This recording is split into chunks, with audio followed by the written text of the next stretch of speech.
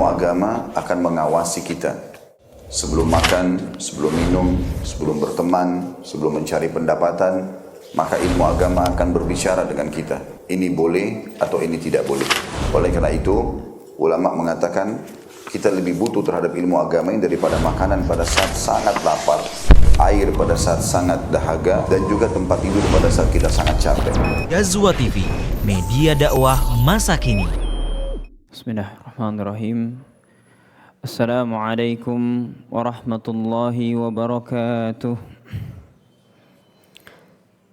Alhamdulillah, bini'matihi tatimmus salihat. Wassalatu wassalamu ala ashrafil anbiya'i wal mursalin, habibina Muhammadin wa ala alihi wa sahbihi wa man sara ala nahjih. Alhamdulillah, segala puji kita panjatkan pada Allah Subhanahu wa taala yang dengan nikmatnya, yang dengan karunia-Nya telah sempurna kepada kita berbagai macam nikmat. Dan tidak ada yang lebih indah dibandingkan nikmat taufik dan hidayah dari Allah Subhanahu wa taala, sehingga Allah Subhanahu wa taala menjadikan kita satu dari sekian banyak makhluknya yang beribadah pada Allah Subhanahu wa taala. Tahukah kita bahwasanya sebagian besar penduduk bumi pada hari ini mereka tidak beribadah kepada Allah Subhanahu wa taala sebagaimana mestinya. Kalau kita lihat statistik tentang agama, maka hari ini kaum muslimin jumlahnya tidak sebanyak orang-orang kafir, ya, baik itu dari segi peringkat atau akumulasi. Maka kita bisa simpulkan dengan kesimpulan yang mudah bahwasanya orang yang sedang hidup di muka bumi hari ini lebih banyak orang-orang kafir. Maka nikmat dari Allah Subhanahu wa taala, taufik dan hidayahnya, terutama hidayah kepada Islam, adalah nikmat yang begitu besar yang Allah khususkan kita dari kebanyakan manusia yang ada saat ini. Dulu kita pernah mencapai jumlah yang begitu banyak sampai kita menjadi mayoritas. Tapi Allah uji kita dengan menjadi orang-orang yang terkalahkan, dimulai dari zaman kolonialisme dan seterusnya, kekalahan di sana dan sini. Itu yang menjadikan kita sebagai seorang hamba bersyukur kepada Allah Subhanahu wa taala di tengah-tengah banyaknya kerumunan manusia yang tidak beribadah dengan Allah Subhanahu wa taala sebagaimana mestinya. Allah karuniakan kita dengan nikmat Islam yang alhamdulillah kita mungkin mendapatkannya tidak sesulit para sahabat atau tidak sesulit para mu'alaf yang mereka harus meninggalkan banyak sekali kenikmatan-kenikmatan. Kita mendapatkan dari orang tua yang muslim, dididik dengan lingkungan yang muslim, atau minimal kita bergaul dengan orang-orang muslim. Maka alhamdulillah kita ucapkan pada Allah Subhanahu wa taala yang menjadikan kita satu daripada mereka, orang-orang yang Allah berikan taufik dan hidayahnya sehingga kita beribadah dengan Allah Subhanahu wa taala. Dan nikmat ini harus kita syukuri juga, bukan hanya sekedar dengan ucapan, tapi dengan perbuatan. Dengan apa? Dengan melakukan ketaatan-ketaatan berikutnya. Maka dengan melakukan hal tersebut, insya Allah Allah akan jaga. Insya Allah akan kita singgung juga di kisah Ka'ab bin Malik yang sudah 2 pertemuan dan mungkin akan beberapa pertemuan ke depan masih membahas tentang kisah Ka'ab bin Malik, gitu ya. Salawat serta salam senantiasa tercurah dan terlimpah kepada junjungan kita Nabi Muhammad SAW. Beliau yang harus menjadi panutan kita, harus menjadi tolak ukur dari tindak tanduk kita. Apakah kita sama dengan beliau atau tidak? Menyelisih beliau berarti menyelisihi Allah. Maka sudah sepantasnya kita mengikuti sunnah-sunnah beliau sebisa yang kita mampu. Dan salah satu jalannya Al-Imam Nawawi rahimahullah, Yahya bin Syaraf, beliau telah membuat satu kitab yang kita sama-sama ketahui dan sudah kita sama-sama pelajari, yaitu Riyadhus Shalihin, memotret sisi-sisi kehidupan Nabi SAW lewat hadis-hadisnya. Kita mungkin tidak mendapatkan film dokumenter dari sejarah Nabi secara langsung, ya, mungkin ciptaan manusia ada, tapi Allah Subhanahu wa taala mewariskan, ya, peristiwa-peristiwa itu lewat lembaran-lembaran kertas, lewat tulisan-tulisan para ulama kita. Salah satu hikmahnya adalah agar Allah Subhanahu wa taala menjadikan keberkahan di dalam prosesnya. Ya. Kita bisa lihat dari Rasulullah SAW, diriwayatkan oleh para sahabat, ya. Man dalla ala khair, barang siapa yang menunjukkan kepada kebaikan, maka dia akan mendapatkan pahala orang yang berbuat kebaikan tersebut. Ya, dari Rasulullah SAW kepada sahabat, sahabat kepada para tabi'in, tabi'in kepada tabi'in, dan seterusnya kepada para ulama, sampai kepada kita. Begitu banyak keberkahan yang Allah titipkan dalam ilmu yang Rasulullah SAW sampaikan kepada kita. Dan kita berdoa kepada Allah Subhanahu wa taala, semoga amal ibadah mereka, khususnya Al-Imam Nawawi, kedua orang tuanya, dan kaum muslimin secara umum, diterima amal ibadahnya oleh Allah Subhanahu wa taala. Amin ya rabbal alamin. Ikhwafillah, mungkin di slide bisa ditampilkan, kita masuk ke slide yang ke-20, kisah terkait Ka'ab bin Malik, ya. Jadi saking panjangnya ini hadis, kita harus membagi beberapa pertemuan, ya. Tapi tidak mengapa, karena di dalam kisah yang disebutkan oleh Ka'ab bin Malik sebagai autobiografinya walaupun dalam bentuk hadis, tapi ini mengandung berbagai macam pelajaran untuk kita yang masih relate kepada kehidupan kita sehari-hari, insyaallah. Ya. Jadi sedikit review dari kisah sebelumnya, bahwasanya sampailah Rasulullah SAW di Tabuk, lalu bertanya tentang Ka'ab bin Malik, ma fa'ala Ka'ab, apa yang dilakukan Ka'ab. Lalu sebagian Bani Salamah mengatakan beliau sedang di Madinah, beliau sedang tertipu oleh dirinya sendiri, hartanya, ya, akhirnya tidak ikut, ya. Ikhwah sekalian, terkadang ada orang-orang yang memang, ya, berkata apa adanya atau bahkan mungkin menjatuhkan kita. Tapi terkadang juga ada saudara kita yang berusaha untuk membela kita, ya. Dan di sini ada seorang sahabat yang membela Ka'ab bin Malik, ya. Sebelumnya yang mengatakan bahwasanya Ka'ab bin Malik, ya, berkata apa adanya, dari Bani Salamah. Dan orang ini pun dari Bani Salamah, dan Ka'ab bin Malik pun dari Bani Salamah. Jadi sebetulnya cerita ini berkutat di Bani Salamah, ya. Lalu orang tersebut adalah Mu'az bin Jabal, salah sahabat yang mulia, ya, yang satu kampung dengan Ka'ab bin Malik. Beliau mengatakan, faqala lahu Mu'adz bin Jabal radhiyallahu anhu, bi'sa ma qulta, wallahi ya Rasulullah ma 'alimna 'alaihi illa khairan. Maka Mu'adz bin Jabal radhiyallahu anhu berkata kepada laki-laki dari Bani Salamah tersebut, dan dimajhulkan, gitu ya, atau tidak disebutkan namanya siapa, alangkah buruknya apa yang kamu ucapkan. Demi Allah wahai Rasulullah, kami tidak mengetahui tentang Ka'ab melainkan kebaikan. Jadi ada pembelaan dari Mu'adz bin Jabal. Dan terkadang ikhwafillah, kita merasakan hal yang sama, ya. Ada orang-orang yang membela kita walaupun mungkin kita salah, supaya kita mau bertobat kepada Allah Subhanahu wa taala. Dan ini adalah orang-orang yang memang harus kita jaga. Bukan berarti mereka membenarkan kesalahan kita. Dan tidak ada satupun perkataan Mu'adz bin Jabal itu membenarkan kesalahan dari Ka'ab bin Malik, ya. Beliau hanya mengatakan bi sama kulta, ya, seburuk-buruk apa yang engkau katakan, ya, karena mungkin harusnya ditabayun dulu, ya. Lalu ma'alimna alaihi illa khairan, kami tidak mengetahui sesuatu tentang Ka'ab bin Malik kecuali yang baik-baik saja. Dan tidak ada kebohongan yang tidak ditambahi dengan berita, wah saya melihat melihat Ka'ab bin Malik bukan seperti itu. Ka'ab bin Malik udah berangkat tapi mungkin nyasar. Nah, itu satu kebohongan. Tapi kalau seandainya dia membela dengan satu kejujuran, maka tidak ada masalah. Dan Ini adalah bentuk dari husnuzon kita kepada saudara kita, gitu ya, Mu'adz bin Jabal.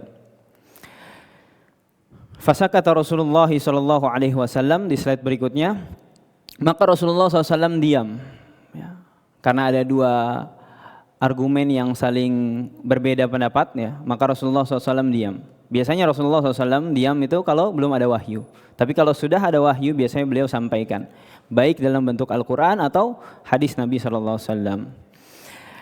Lalu Ka'ab bin Malik melanjutkan ceritanya, fabainama huwa ada dzalika ra'a rajulan mubayyidan yazulu bihi sarab. Faqala Rasulullah sallallahu alaihi wasallam, kun Aba Haythamah.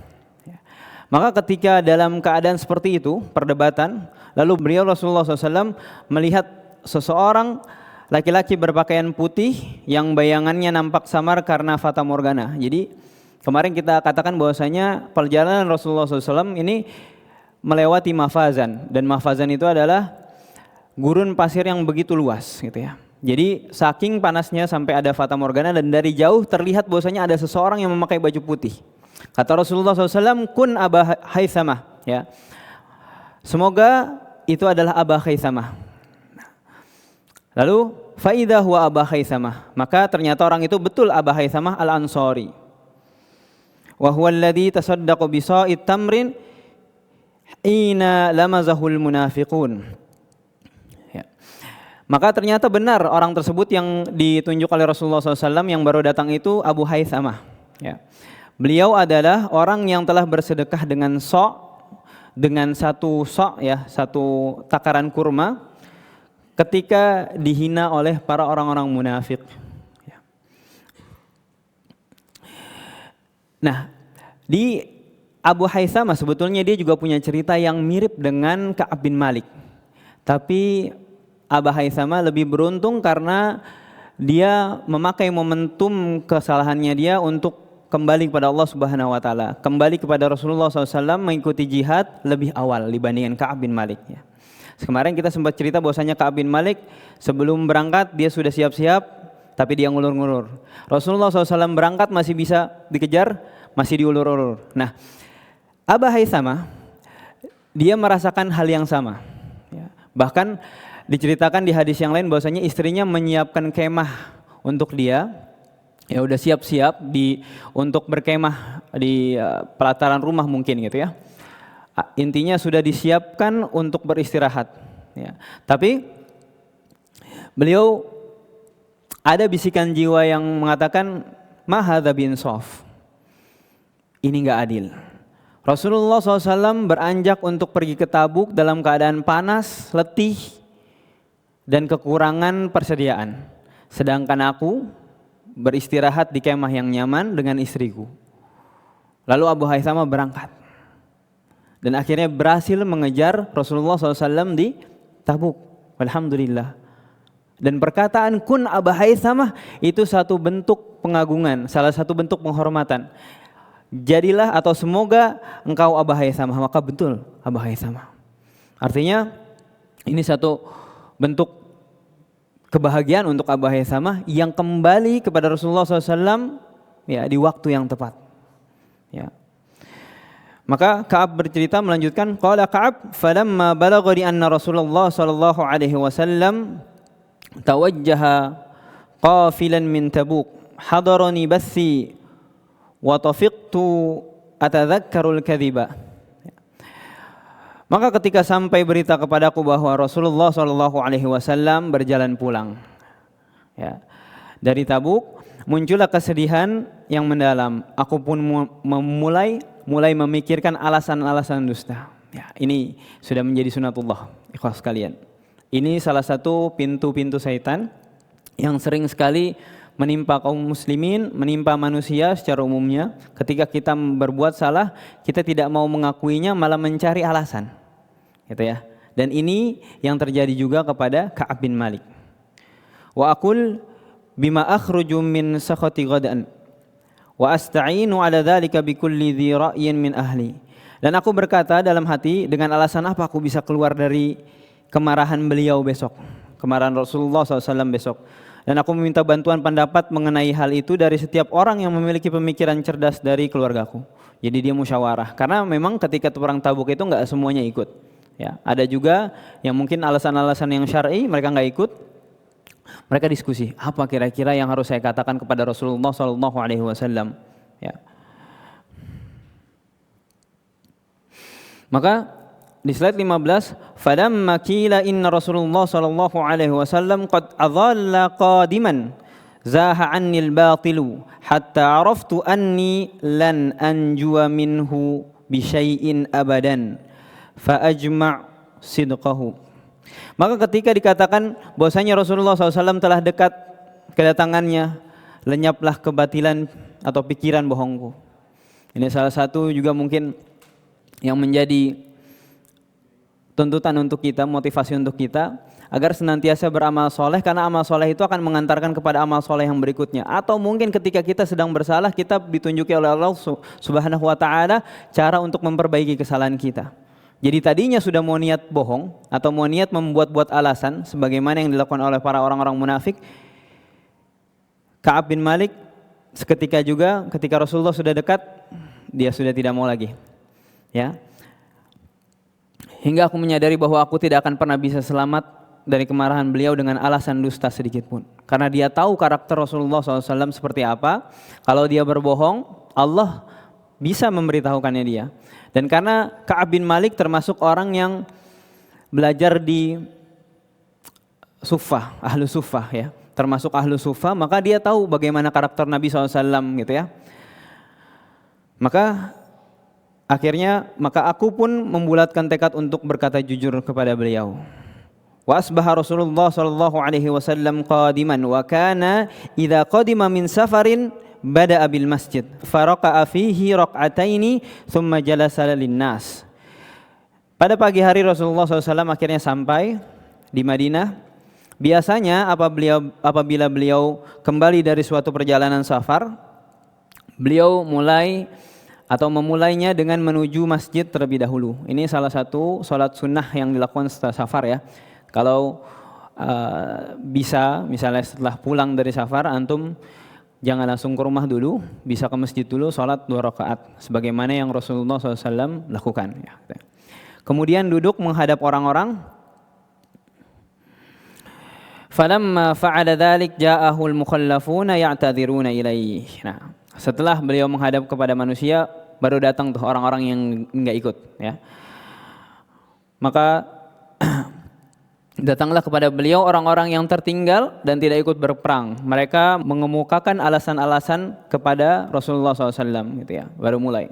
Ada yang syar'i, ada yang enggak. Ya, karena memang yang tidak ikut Tabuk itu ada mereka memang tidak mampu, mereka sakit ya.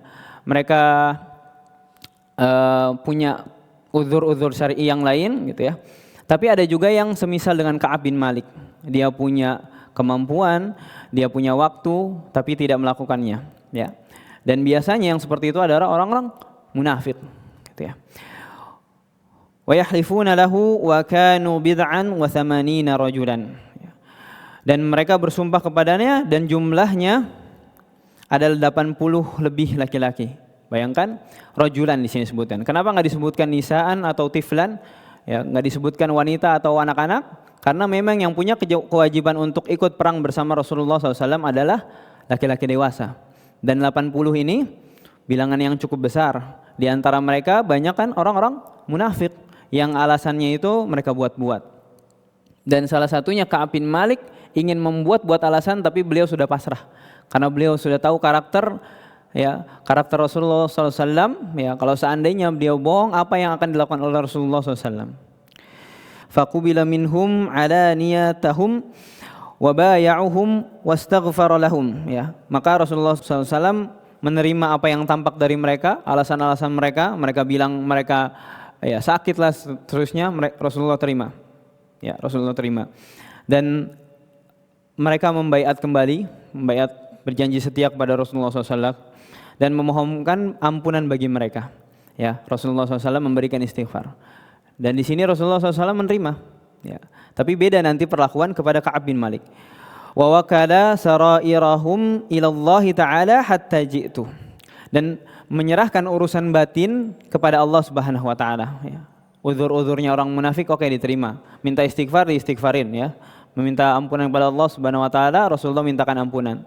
Tapi Rasulullah menyerahkan urusan-urusan batinnya atau hatinya kepada Allah Subhanahu wa taala sampai Ka'ab datang.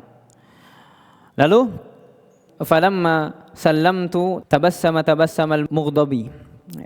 Ketika aku salam kepada Nabi SAW, Nabi SAW senyum, tapi senyumnya senyum orang marah. Ya. Beda perlakuannya antara orang-orang munafik tadi atau orang-orang yang mempunyai uzur sebelumnya dengan Ka'ab bin Malik ya. Tsumma qala ta'al. Nah, sering nih dipakai kata ta'al. Ya, Rasulullah ada di hadisnya di kemarilah. Ya. Kata Rasulullah kemarilah kepada Ka'ab bin Malik. Faji'tu amshi hatta jalastu baina yaday faqala ma khallafaka alam takun qad ibta'ta dhahraka. Maka aku pun datang berjalan kaki hingga aku duduk di hadapan beliau. Lalu beliau bertanya, apa yang membuatmu tinggal? Apa yang membuatmu tidak ikut perang Tabuk? Bukankah kamu telah membeli hewan tungganganmu? Qala, lalu Ka'ab mengatakan, qultu ya Rasulullah inni wallahi law jalastu inda ghairika min ahli dunya la ra'aitu anni sa'akhruju min sakhatihi bi'udhrin laqad utitu jadalan. Ka'ab berkata, ya Rasulullah, kalau seandainya aku duduk dengan penduduk dunia dari palangan para penguasa dunia, niscaya aku yakin bahwa aku dapat keluar dari kemarahan mereka dengan mengemukakan alasan. Ya. Sesungguhnya aku telah dianugerahi kemampuan pandai bersilat lidah atau berargumen. Jadi beliau langsung mengatakan, Rasulullah, ana jujur bahwasanya kalau seandainya bukan engkau ya Rasulullah, aku sudah banyak argumen dan pasti aku dapat pemakmuman. Tapi dengan Rasulullah SAW enggak. Karena Ka'ab tahu Rasulullah SAW itu bisa datang kepada beliau wahyu dari langit. Maka lakinni wallahi laqad alimtu lain haddatsuka al-yawma haditha kadhibin tardu bihi anni la yushikannallahu an yuskhitaka alayya. Akan tetapi demi Allah sesungguhnya aku mengetahui seandainya hari ini aku menceritakan kepadamu suatu kedustaan dan membuatmu ridha menerima alasan kedustaan tersebut, niscaya hampir pasti Allah akan membuatmu murka kepadaku. Jadi sudah tahu kesudahannya. Dan ini adalah pengetahuan beliau karena beliau dekat dengan Rasulullah SAW, dekat dengan ilmu itu sendiri. Wa in haddatsuka haditsa sidqin tajid alayya fihi inni la arju fihi uqballahi azza wa jalla. Namun jika aku menceritakan kepadamu suatu kejujuran yang akan membuatmu marah kepadaku karena hal itu, sesungguhnya aku sangat mengharapkan hasil akhir yang baik, ampunan dari Allah azza wa jalla dengan kejujuran ini. Dan ini kecerdasan dari Ka'ab bin Malik. Kejujurannya menyelamatkan Ka'ab bin Malik.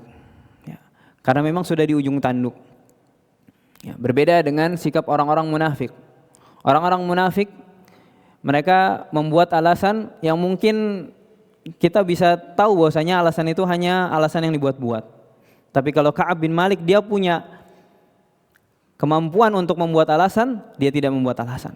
Karena dia tahu Allah Subhanahu wa taala Maha mengetahui, Al-Alim. Wallahi ma kana li min udhrin wallahi ma kuntu qattu aqwa wala aysara minni hina takhallaftu anka. Demi Allah sebenarnya tidak ada uzur, diakuin. Demi Allah belum pernah aku berada dalam kondisi yang lebih kuat dan lebih lapang hartanya daripada saat aku tinggal darimu. Dan di sini Ka'ab bin Malik mengakui apa yang dia rasakan. Dan ini penting ikhwah sekalian, ketika kita bersalah dan kita jujur dengan kesalahan kita,